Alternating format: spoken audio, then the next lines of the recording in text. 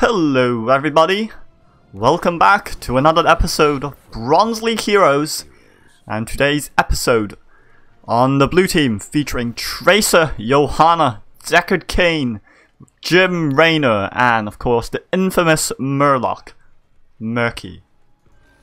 And on the red side we have Alarak, ETC, Zeratul, Phoenix, and Lucio. And right now we're going to see teams gathering at the gates, trying to already possibly contest the mid lane. Looks like the red team is going to do a 5-man mid lane brawl, whereas the blue team is going to do the correct thing and try to split soak in the top and bottom lane. Of course, Murky, being the totally useless Murloc that he is in early team fights, he's going to head down straight to the bottom lane, plant his egg there, and possibly get a few minion kills as Johanna was pushed back into the red team a little, and Jim Raynor is standing there and trying to fire off his gun at the enemy team, but to no avail. Deckard Cain is already throwing out his potions. And right now, today's replay is brought to you by the Deckard Cain on the blue team, and his name is aptly named the Hanged One. I'm really hoping that Deckard Cain will not hang himself, but there's no knowing. Johanna again out of position, casting her shield glare at the totally incorrect position, the totally incorrect direction.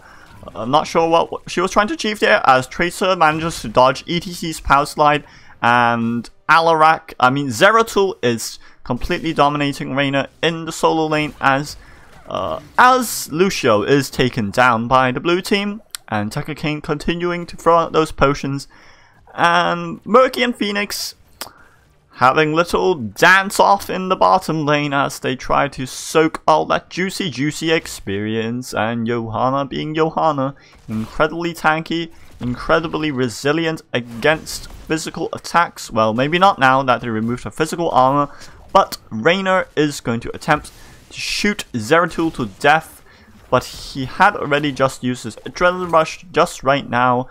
So Zeratul knows what's up, and Zeratul should probably not be going back in. But Jim Raynor unfortunately has no way of revealing Zeratul except for his penetrating round. And Zeratul is trying to duel Raynor, but blinks away at last second. And ETC's going to rotate to the top lane.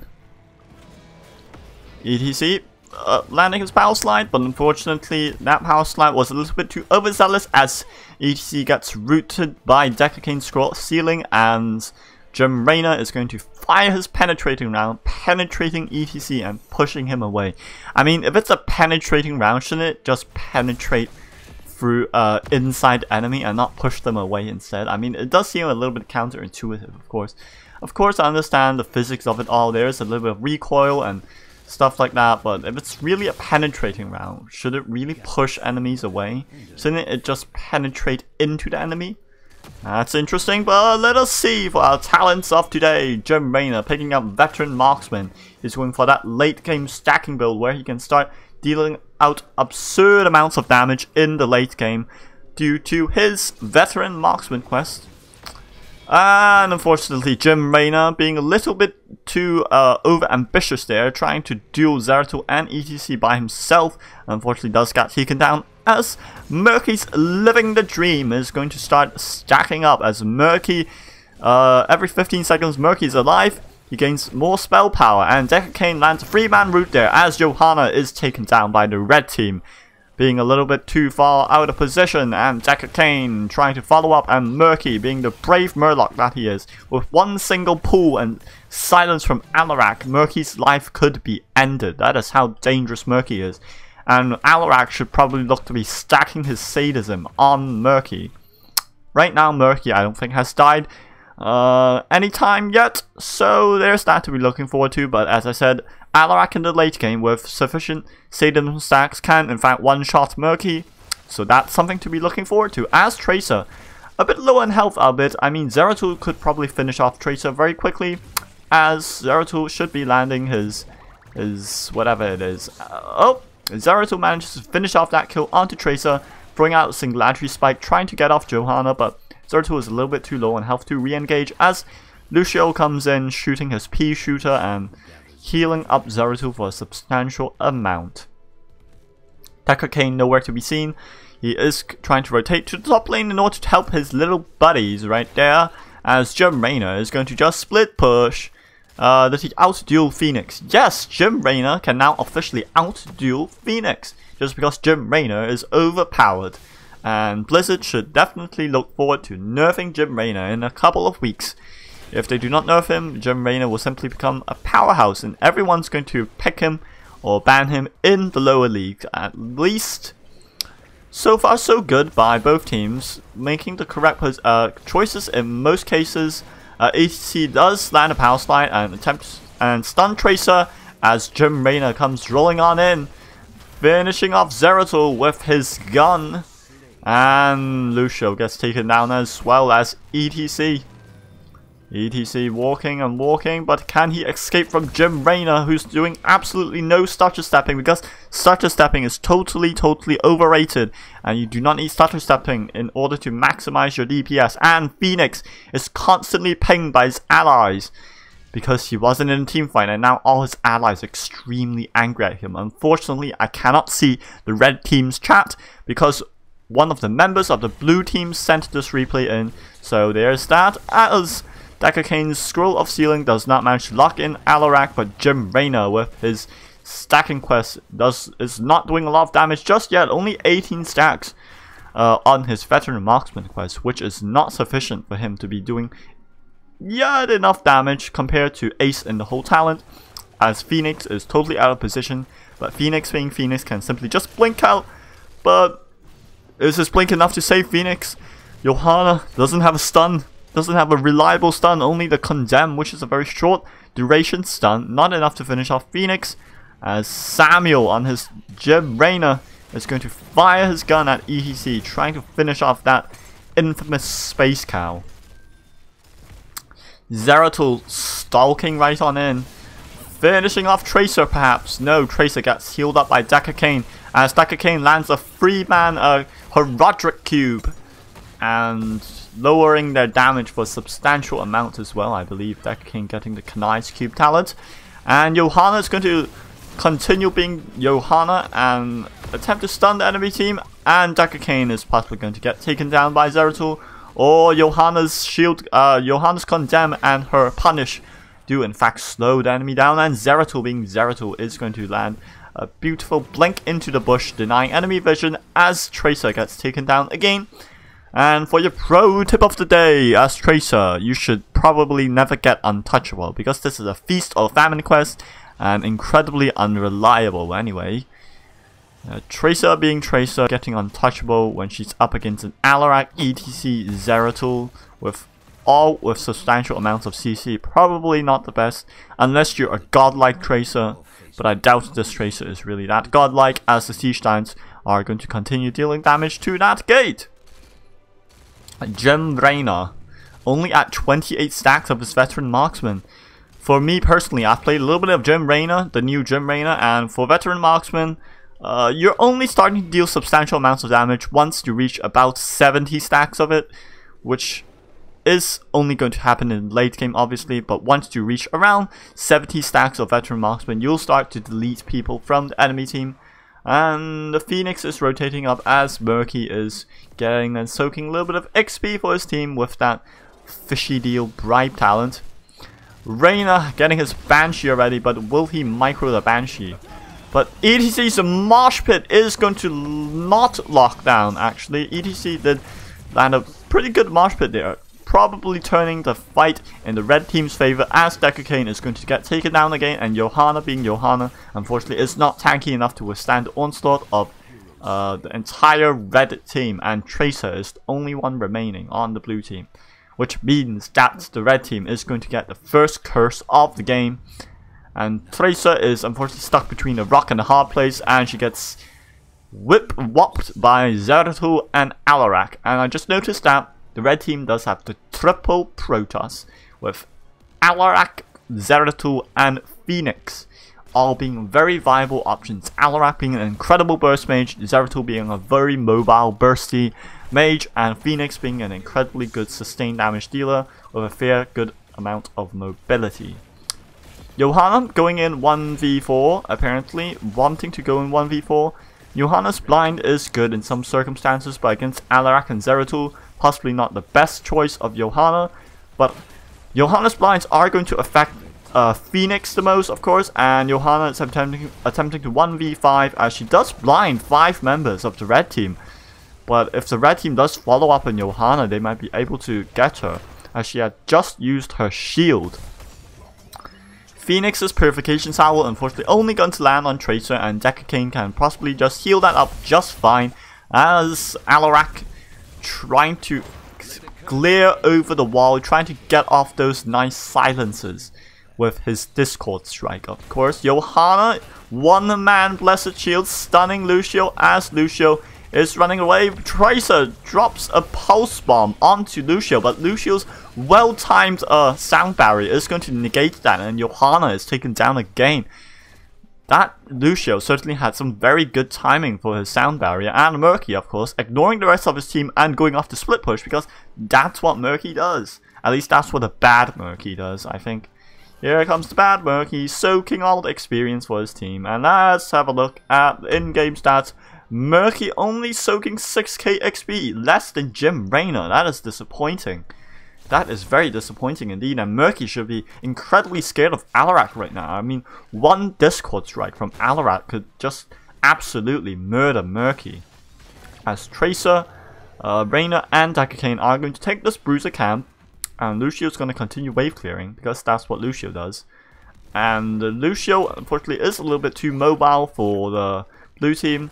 And even with Tracer dropping a Pulse Bomb, I mean, if Lucio just manages to time his sound barrier cooldown with Tracer's Pulse Bomb cooldown, it could be very, very good for Lucio. He could deny all the kills that Tracer wants. And Murky activating his invulnerability status, hopping away as Johanna is going to start moving on in trying to finish off some of the enemy team members, or at least Murky's going to waste as much of the Murlocs, and Phoenix's Purification Salvo is going to be negated by Murky's bubble. And the Murlocs actually not going to do much to help this team fight, as Johanna is going to get silenced, CC'd, and eventually get taken down, as Jim Raynor is looking forward to killing some Protoss. But will Jim Raynor kill Phoenix? Because, in case you didn't know guys, Jim Raynor and Phoenix have a very long history together. In case you haven't read the StarCraft 2 lore, as ETC's Power Slide and Mosh Pit managed to lock up and secure 2 kills on Murky and Tracer. Was that Mosh Pit worth it? For Tracer, perhaps. Not for Murky, as Murky is not really worth a kill. He's worth like a quarter of a kill. Jim Raynor's Banshee is currently off, as he gets stunned, silenced, and stunned, and stunned, and stunned, and silenced, and blah blah blah blah blah, as Johanna throwing out that Blessed Shield for absolutely no reason, with no follow-up from her team. And Johanna's just gonna walk in and get killed again, as Johanna is currently enjoying a little bouts of committing suicide. And Alarak right now is a little bit scary, perhaps, at 118% sadism.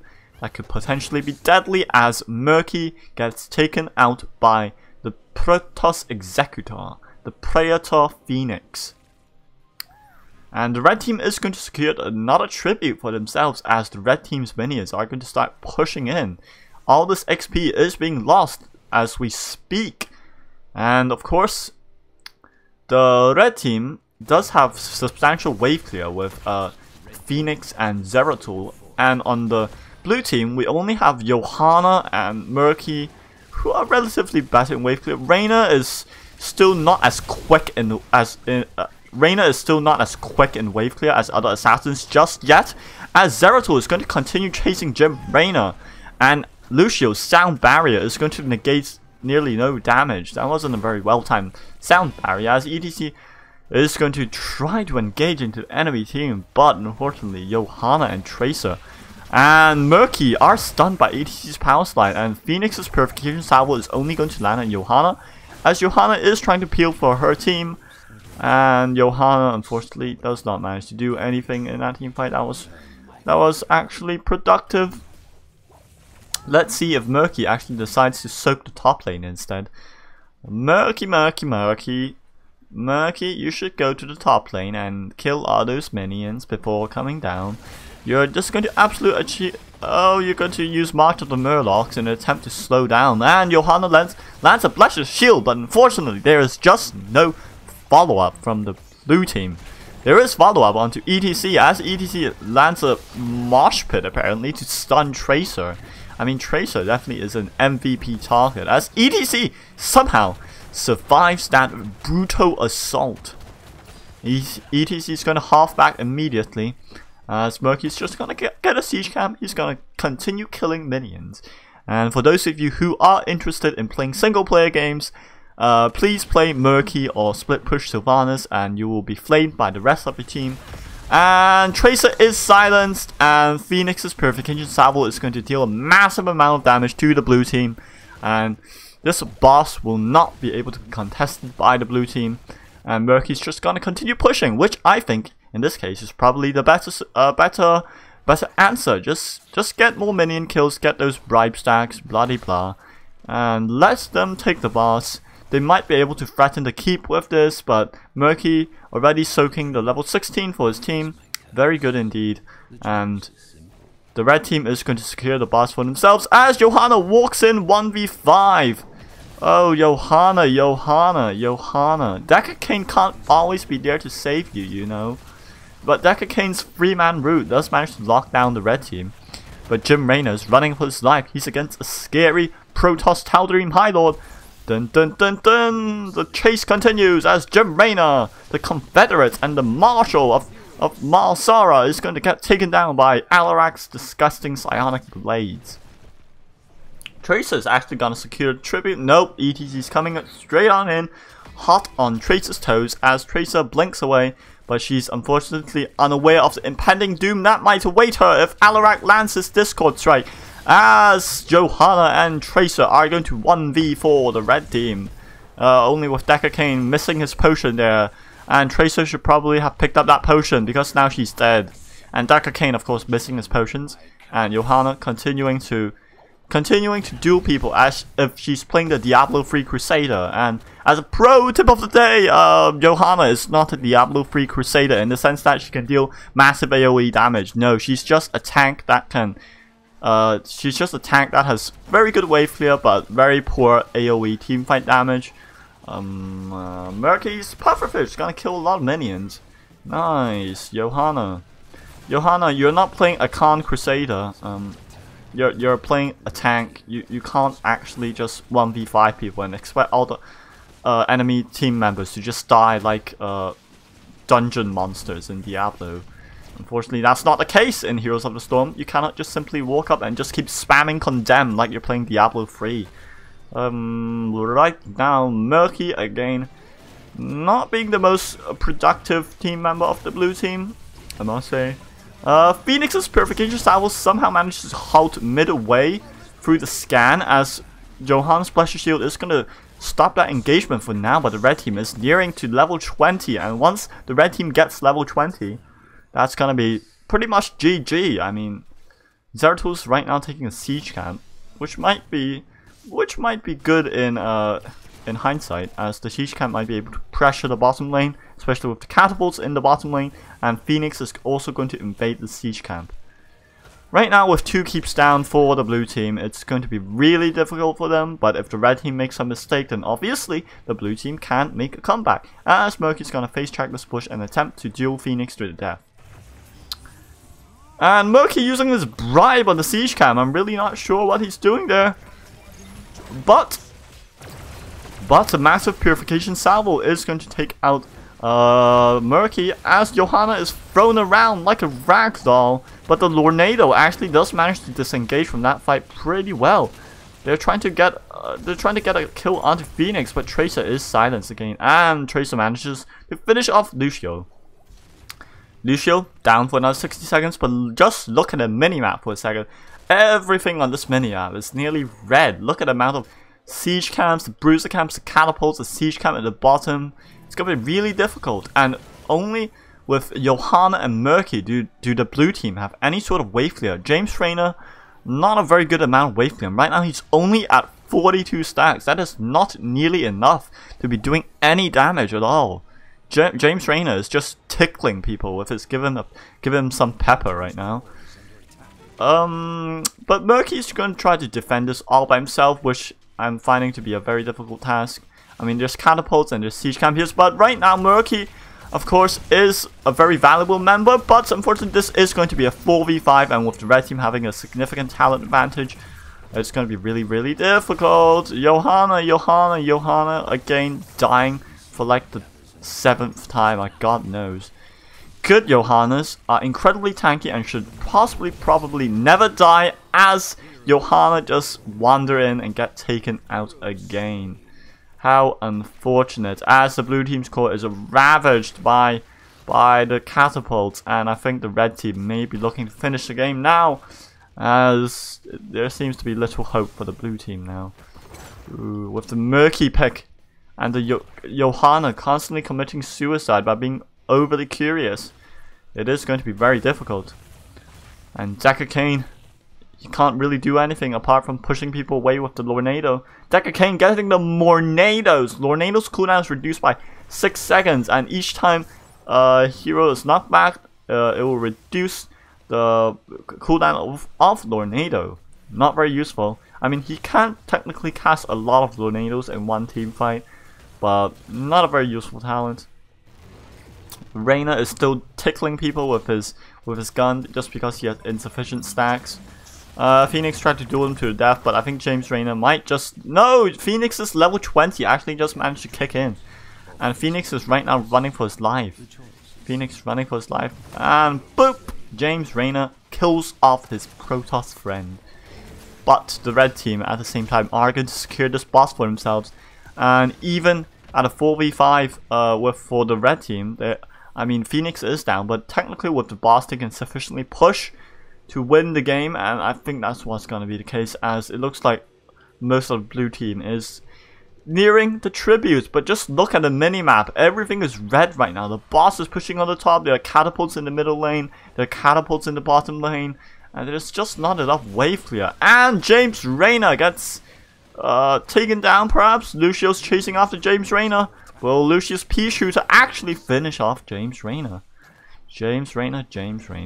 And Bruiser Camp, yup. And the boss pushing in. And this is a 21-minute boss. This is going to be very difficult to defend from, as Tracer is not going to achieve anything. But Decker Kane does manage to finish off Lucio somehow.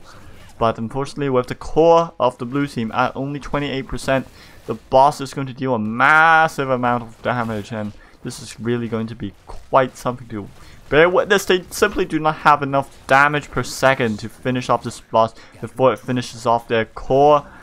The Tracer, ETC, Tracers, oh, ETC lands another mosh pit, and the boss will in fact finish the game for the red team. And unfortunately, let us have a look at the end game statistics.